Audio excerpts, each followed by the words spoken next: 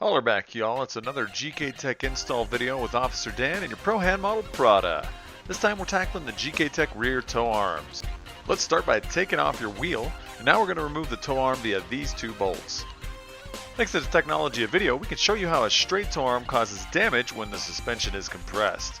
So let's start by removing the rear nut, bolt, and washers, then the front nut and bolt. Then, Bob's your uncle, the arm shall come off of the car. Let's peep the stees of what's inside this box.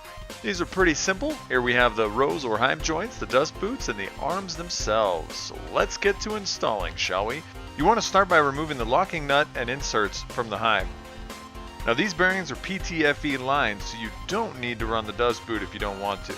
But you can run it.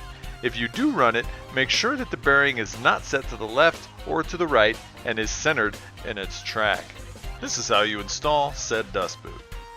Now thread the lock nut on and install them to the arm itself. Now reinsert your inserts, and let's talk about max safe install length, which is going to be 83 millimeters or 3.26 inches, measuring from the edge of the arm to the inside of the insert, that being the most accurate way to measure. Don't forget, you can remove the locking nut for additional inward adjustment. Now take the arm you took out and match the length as close as you can, starting from the maximum safe adjustment by moving inward until they're lined up. Once they're lined up, tighten the locking nut with some wrenches. Remember, if you tighten on the bench, you can't have the heim crooked, which may be harder to see with the dust boot installed, so you may want to test fit before you finally tighten them.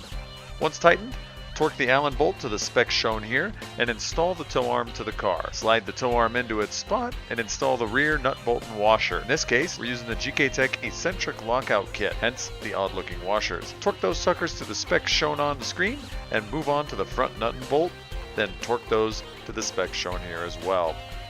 As you can see, there's now plenty of room for activities due to Gktech's design. Toss on your wheel and your Gktech lug nuts, torque them down to the specs shown, and enjoy not smashing your subframe washer to bits.